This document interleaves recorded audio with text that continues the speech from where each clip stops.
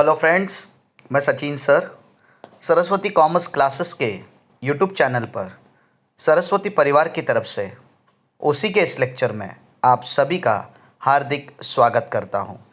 दोस्तों, आज के लेक्चर में जो टॉपिक हम लोग डिस्कस करेंगे वो है आपके चैप्टर में से social responsibility of business organisation. इस चैप्टर में हम ये समझ रहे हैं कि एक बिजनेस की क्या सोशल रिस्पॉन्सिबिलिटी यानी कि क्या सामाजिक जिम्मेदारी होती है। ये एक लास्ट क्वेश्चन है जो इस चैप्टर में से बचा हुआ है, जिसे कवर करके हम इस चैप्टर को आज पूरा करेंगे। इस चैप्टर में अब तक हमने क्या क्या सीखा? हमने सीखा social responsibility towards owners, responsibility towards customer, responsibility towards employees, responsibility towards government and responsibility of business towards the society।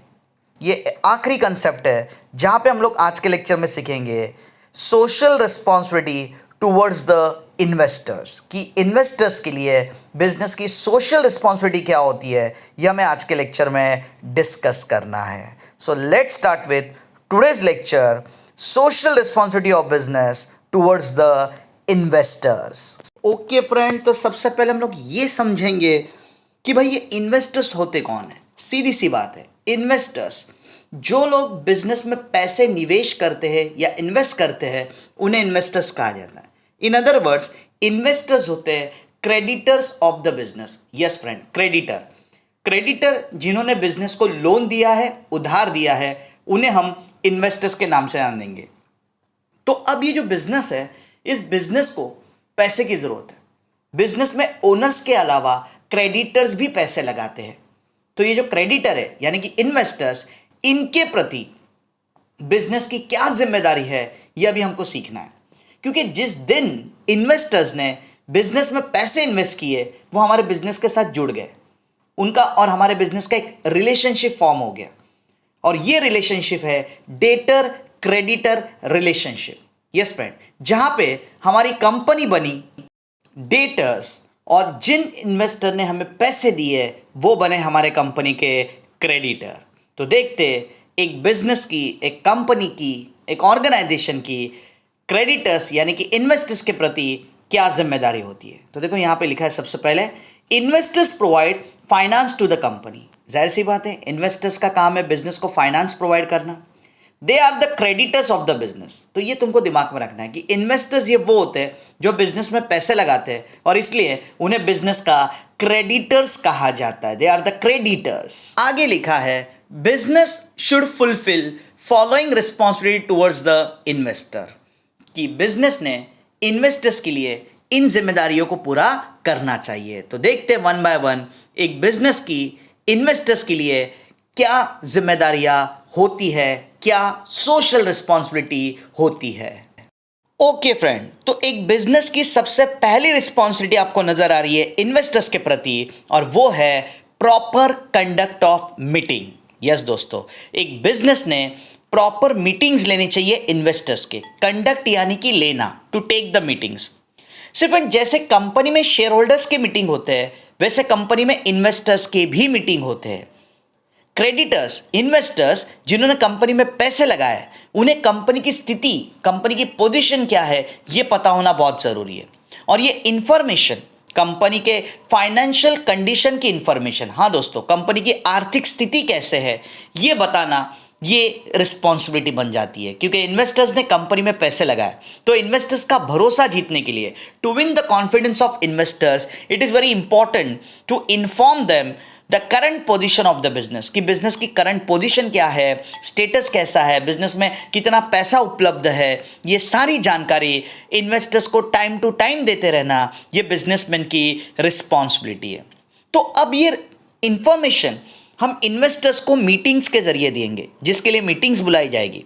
Proper notice भेज के हम इन्वेस्टर्स को मीटिंग बुलाएंगे और उस मीटिंग में उन्हें कंपनी की आर्थिक स्थिति के बारे में बताएंगे। सो ये है पहली responsibility, proper conduct of meeting. जैसे कंपनी में शेयर होल्डर्स की मीटिंग होते हैं, वैसे प्रॉपरली इन्वेस्टर्स की भी मीटिंग होनी चाहिए, जिसमें उन्हें कंपनी के बारे में बताया जाना चाहिए। तो देखो क्या दिया है, company should call meeting of investors and provide information about the business. यानी कि कंपनी ने इन्वेस्टर्स की मीटिंग बुलानी चाहिए और बिजनेस की जानकारी उन्हें मीटिंग में देनी चाहिए।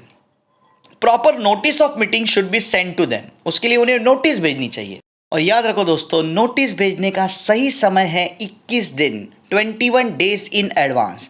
जैसे कंपनी में शेयर होल्डर्स के मीटिंग की नोटिस 21 दिन पहले भेजी जाती है, वैसे इन्वेस्टर्स को भी 21 दिन पहले नोटिस भेज के उन्हें मीटिंग में बुलाया जाएगा। तो देखो दिया है, proper notice of meeting should be send to them in the period of crisis. See the word crisis. Crisis का मतलब होता है फाइनेंशियल प्रॉब्लम, आर्थिक अड़चन। जब कंपनी को पैसे की समस्या उपलब्ध हो जाती है तो उसे क्राइसिस कहते हैं। Okay, so in the period of crisis investor should be taken into confidence. देखो, जब क्राइसिस होता है यानी कि कंपनी की फाइनेंशियल कंडीशन, आर्थिक स्थिति खराब हो जाती है, तो ऐसे टाइम पे इन्वेस्टर घबरा जाते हैं कि भाई हमारे पैसे डूबेंगे तो नहीं। तो ऐसे टाइम पे कंपनी ने मीटिंग्स लेकर उनका भरोसा जीतना चाहिए, कॉन्फिडेंस बढ़ाना चाहिए। Factor responsible for failure should be known to the investors. Investors को यह बताना चाहिए कि अगर हमारी कंपनी आज नुकसान में चल रही है या कंपनी को फाइनेंशियल प्रॉब्लम फेस करनी पड़ रही है, तो उसकी वजह क्या है, उसके रीजन क्या है, या वो कौन से फैक्टर है जिसकी वजह से आज कंपनी का बिजनेस नुकसान में चल रहा है। सो इन शॉर्ट, बिजनेस की ये जिम्मेदारी है कि उन लोगों को विश्वास दिलाना या उन लोगों को सही जानकारी प्रोवाइड करना जिन्होंने बिजनेस में अपने पैसे इन्वेस्ट किए हैं, जिसके लिए टाइम टू टाइम इन्वेस्टर्स की मीटिंग बुलाना और उनको बिजनेस की इंफॉर्मेशन पहुंचाना। ओके फ्रेंड, जो नेक्स्ट रिस्पॉन्सिबिलिटी यहां पे हमें नजर आ रही है वो है return on investment. Yes friend, investors ने जो पैसे कंपनी में इन्वेस्ट किए हैं उसके बदले में उन्हें अच्छे रिटर्न्स कंपनी से मिलने चाहिए। That is called as a fair returns. तो पहले तो यह पता करते हैं कि अगर आप एक इन्वेस्टर यानी कि क्रेडिटर हो तो आपको क्या रिटर्न्स मिलेंगे। फ्रेंड, इन्वेस्टर जो भी पैसे कंपनी में लगाएंगे उन्हें इंटरेस्ट मिलेगा। Yes, I told you, investors ये क्रेडिटर्स होते हैं और क्रेडिटर्स को उनके लगाए हुए पैसे पर इंटरेस्ट मिलता है। तो ये जो इंटरेस्ट है ये रेगुलरली मिलना चाहिए।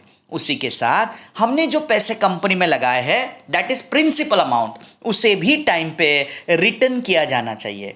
यह है एक बिजनेस की रिस्पॉन्सिबिलिटी कि इन्वेस्टर्स को अच्छे रिटर्न्स देने चाहिए, यानी कि टाइम पर इंटरेस्ट पे करना चाहिए उन्होंने लगाए हुए पैसे पर। देखो क्या दिया है, investors invest their money in business and accept risk factor. Yes, लोग पैसे लगाते हैं, रिस्क उठाते हैं, पैसा लगाना ही रिस्क होती है। दे should gate fair return on investment. तो इन्वेस्टर्स को उनके लगाए हुए पैसे पर अच्छे रिटर्न्स मिलने चाहिए। That is called fair return. Fair यानी कि गुड, अच्छे रिटर्न्स, अच्छा पैसा मिलना चाहिए और वो भी regularly. Okay, so they should gate fair returns on investment regularly in the form of interest. So you should keep in your mind कि अगर मैंने पूछा कि अगर आप क्रेडिटर हो तो आपको रिटर्न ऑफ इन्वेस्टमेंट क्या मिलेगा, तो आंसर है इंटरेस्ट। क्रेडिटर्स लोगों को इंटरेस्ट मिलता है, इंटरेस्ट का रेट फिक्स्ड होता है और वो फिक्स रेट से हरदम इंटरेस्ट पाते हैं। Following point should be consider. ये लोग बता रहे हैं कि जब कंपनी रिटर्न्स पे करेगी यानी कि क्रेडिटर्स को इंटरेस्ट देगी, इन घटकों का ध्यान में रखना चाहिए। सबसे पहले fair return on investment. Investment पर मिलने वाला जो रिटर्न है वो अच्छा होना चाहिए, सफिशिएंट होना चाहिए, फेयर रिटर्न होना चाहिए। सेकेंड पॉइंट हमें सिखा रहा है सेफ्टी ऑफ इन्वेस्टमेंट, कि आपकी इन्वेस्टमेंट सेफ होनी चाहिए। यानी कि आपने जो पैसे लगाए हैं, जैसे मैंने 1 लाख रुपए इन्वेस्ट किए तो मेरा 1 लाख रुपया सुरक्षित रहना चाहिए। ऐसे नहीं कि मेरे पैसे डूब जाए, सेफ्टी मिलनी चाहिए इन्वेस्टर्स को। Then steady appreciation of business. Steady appreciation, appreciation का मतलब होता है डेवलपमेंट, कि बिजनेस की धीमे गति से लेकिन स्टेडीली ग्रोथ होनी चाहिए। सो ये है बिजनेस की सेकेंड रिस्पॉन्सिबिलिटी इन्वेस्टर्स के प्रति, that is return on investment. Okay friend, business की नेक्स्ट रिस्पॉन्सिबिलिटी है handling of grievances. Okay, handle का मतलब यहां पे लेना सॉल्व करना। Okay, to handle means to solve. Grievances का मतलब लेना है कंप्लेंट, शिकायत है। जाहिर सी बात है फ्रेंड, इन्वेस्टर्स जब कंपनी के साथ रिलेशनशिप में आएंगे, डेटर क्रेडिटर रिलेशनशिप, तो कभी ना कभी ऐसा होगा कि इन्वेस्टर्स किसी बात की कंप्लेंट करेंगे, शिकायत करेंगे। उसे ग्रीवेंस कहते हैं। ग्रीवेंस यानी कि शिकायत, तकरार, कंप्लेंट। तो इन्वेस्टर्स की कंप्लेंट को प्रॉपरली हैंडल करना, यानी कि उन्होंने की हुई शिकायतों को सॉल्व करना, ये बिजनेस की रिस्पॉन्सिबिलिटी है। कि ऐसा नहीं कि भाई इन्वेस्टर्स कंप्लेंट कर रहे हैं, बिजनेस उन कंप्लेंट को नजरअंदाज कर रहा है, इग्नोर किया जा रहा है, ऐसा नहीं होना चाहिए। बिजनेस की रिस्पॉन्सिबिलिटी है इन्वेस्टर्स ने किए हुए कंप्लेंट्स सेटल्ड किए जानी चाहिए। इसे कहते हैं handling of grievances. Grievances complaint, शिकायत है। देखो क्या दिया है, a company should handle investors grievances if any, there should be effective methodology for this. तो लोग बता रहे कि इन्वेस्टर्स के कंप्लेंट को हैंडल करने के लिए प्रॉपर सिस्टम होना चाहिए, मेथड होना चाहिए। That is methodology. मेथड यानी कि तरीका, कंप्लेंट हैंडल करने का एक सही तरीका होना चाहिए। ऑल क्वेरीज, क्वेरीज यानी कि प्रॉब्लम, समस्याएं, तकलीफें, अड़चने regarding any other issue must be answered in a satisfactory way. कि इन्वेस्टर्स को अगर कोई इशू है, उनकी कोई समस्या है, तो उसको सुलझाने के लिए प्रॉपर सिस्टम होना चाहिए, प्रॉपर मेथड होना चाहिए, और सेटिस्फैक्टरीली यानी कि समाधान पूर्व इन्वेस्टर्स की सारी समस्याओं को सुलझाया जाना चाहिए। तो ये है बिजनेस की थर्ड रिस्पॉन्सिबिलिटी इन्वेस्टर्स के प्रति, और वो है हैंडलिंग ऑफ ग्रीवेंसेस। इन्वेस्टर्स की कंप्लेंट्स को हैंडल करना, सेटल करना। ओके फ्रेंड, यहां पे नेक्स्ट दिया हुआ है मेंटेनेंस ऑफ ट्रांसपेरेंसी, कि ट्रांसपेरेंसी को मेंटेन करना चाहिए। तो ये बिजनेस की रिस्पॉन्सिबिलिटी है इन्वेस्टर्स के लिए। तो पहले हमें इस वर्ड का मतलब समझना पड़ेगा कि क्या है ये ट्रांसपेरेंसी। ट्रांसपेरेंसी का मतलब होता है पारदर्शिता। यस, इसे पारदर्शिता कहते हैं। यानी कि ट्रांसपेरेंट यानी कि मोर क्लियर, स्पष्टता। इसको सिंपल शब्दों में जानेंगे तो क्लैरिटी, स्पष्टता। कि इन्वेस्टर से ना कोई भी चीजें छुपाई नहीं जानी चाहिए। क्लैरिटी होनी चाहिए, स्पष्टता होनी चाहिए। इन्वेस्टर्स को यह बताया जाना चाहिए कि उनका पैसा कहां लगाया गया है, वो किस तरीके से यूज होगा, उन्हें कितना इंटरेस्ट मिलेगा, कब मिलेगा, उनके लगाए हुए पैसे कब वापस मिलेंगे। ऐसी सारी चीजें इन्वेस्टर्स को पता होनी चाहिए। इन शॉर्ट, उनसे कोई भी बात छुपा के नहीं रखनी है। इसे कहते हैं ट्रांसपेरेंसी, यानी कि पारदर्शिता, यानी कि क्लैरिटी, स्पष्टता। Investors provide long-term capital as well as working capital to run the business efficiently. तो ये लोग वही बता रहे हैं कि इन्वेस्टर जो बिजनेस में पैसे लगाते हैं वो या तो लॉन्ग टर्म के लिए होते हैं, लंबे समय के लिए, 10 साल के ऊपर, या तो फिर वर्किंग कैपिटल के जरिए वो पैसे प्रोवाइड करते हैं। यानी कि बिजनेस चलाने के लिए जो पैसा लगता है, वर्किंग कैपिटल, उसमें वो अपना पैसा इन्वेस्ट करते हैं कुछ समय के लिए। तो बहुत सिंपल है, अगर हम बिजनेस में लंबे समय के लिए पैसे लगाएंगे तो उसको लॉन्ग टर्म कैपिटल कहते हैं, और अगर हम कम समय के लिए या शॉर्ट पीरियड के लिए पैसे इन्वेस्ट करेंगे तो उसे वर्किंग कैपिटल कहते हैं। So it should be maintain high degree of transparency in its operation. Operation का मतलब होता है एक्टिविटी, कि बिजनेस में इन्वेस्टर्स का पैसा कब, कैसे और कहां इस्तेमाल हो रहा है, इसकी पूरी जानकारी सही तरीके से इन्वेस्टर्स को मिलनी चाहिए। इसे कहते हैं हाई डिग्री ऑफ ट्रांसपेरेंसी, यानी कि पारदर्शिता, क्लैरिटी। ओके फ्रेंड, बिजनेस की नेक्स्ट रिस्पॉन्सिबिलिटी है इन्वेस्टर्स के प्रति proper disclosure of information. Disclosure का मतलब होता है टू शो, बताना, सांगने, प्रॉपरली इंफॉर्मेशन बताना। जाहिर सी बात है फ्रेंड, कोई भी इन्वेस्टर्स हमारी कंपनी में पैसे लगाने से पहले हमारे कंपनी के बारे में जानना चाहेगा, क्योंकि आज जो इन्वेस्टर्स पैसे लगाते हैं वो बहुत सूझबूझ के पैसे लगाते हैं। इसे कहते हैं कॉशियस इन्वेस्टर, यानी कि प्रिकॉशन लेके, खबरदारी लेके पैसे इन्वेस्ट करने वाला बंदा, कॉशियस इन्वेस्टर। तो आज की डेट में इन्वेस्टर्स ये कॉशियस है, उसी के साथ वो एजुकेटेड है, पढ़े लिखे हैं, और पढ़े लिखे लोग पैसे लगाने से पहले बहुत सारी जानकारी हासिल करते हैं। वो इंफॉर्मेशन लेते हैं कंपनी के बारे में कि क्या वाकई इस कंपनी में पैसा लगाना उचित होगा, क्या ये कंपनी प्रॉफिटेबल है, क्या कंपनी का बिजनेस सही चल रहा है। और ये सारी इंफॉर्मेशन को जानने के बाद फिर इन्वेस्टर्स कंपनी में पैसा लगाना है या नहीं, इसके बारे में डिसीजन लेते हैं। तो यहां पे कंपनी की जिम्मेदारी क्या है? कंपनी की जिम्मेदारी है रिपोर्ट्स के जरिए, सर्क्यूलर्स यानी कि लेटर्स के जरिए, या स्टेटमेंट्स के जरिए इन्वेस्टर्स को कंपनी के फाइनेंशियल कंडीशन यानी कि आर्थिक स्थिति की जानकारी देना, क्योंकि इसी इंफॉर्मेशन के आधार पे इन्वेस्टर्स ये डिसीजन लेगा whether to invest in that company और नॉट। अब दोस्तों यहां पे दो प्रकार के इन्वेस्टर्स होते हैं, एक वो जो ऑलरेडी पैसे लगा चुके हैं और एक वो जो पैसे लगाने के बारे में सोच रहे हैं, जिन्होंने अब तक पैसे लगाए नहीं है लेकिन वो लगाना चाहते हैं, वो इन्वेस्ट करना चाहते हैं। ऐसे लोगों को हम लोग बोलेंगे प्रोस्पेक्टिव इन्वेस्टर। प्रोस्पेक्टिव इन्वेस्टर कौन होता है?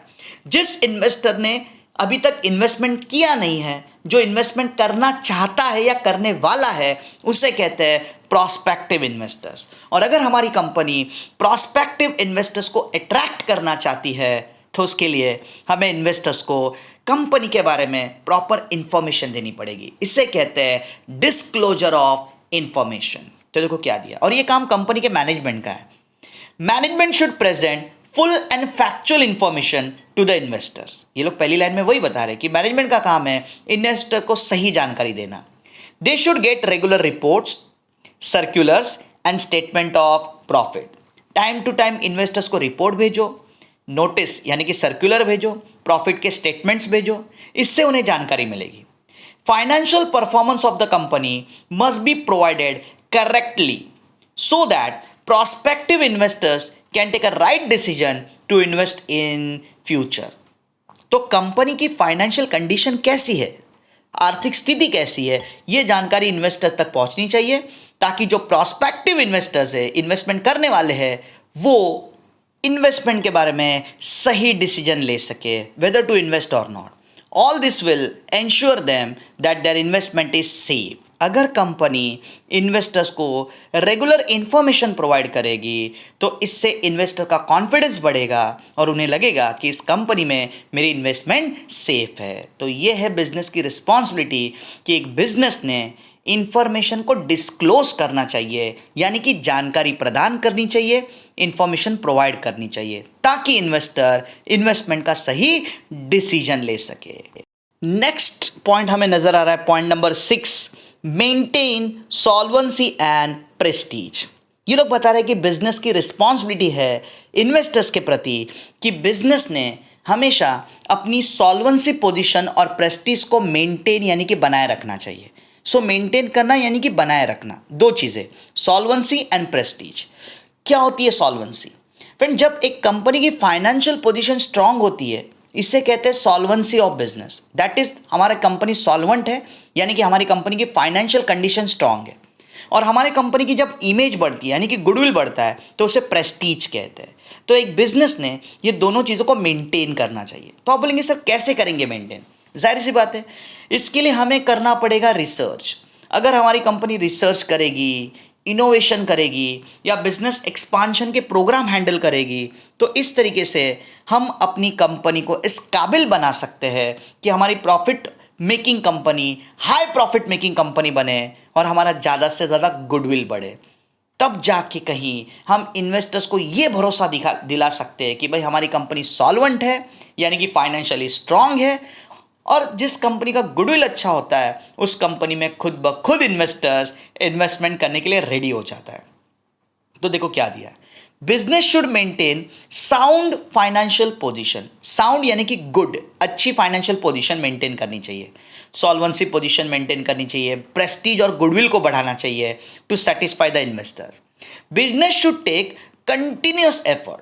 तो उसके लिए हमें एफर्ट्स लेने पड़ेंगे, अपने आप ये सब चीज़ें होने वाली नहीं है। कंपनी का प्रेस्टीज यानी कि गुडविल बढ़ाने के लिए मेहनत करनी पड़ेगी, उसे एफर्ट्स कहते हैं। तो कंपनी ने रिसर्च करना चाहिए, इनोवेशन करना चाहिए, यानी कि नई नई आइडियाज़ ढूंढने चाहिए, एक्सपांशन के प्रोग्राम्स बनाने चाहिए।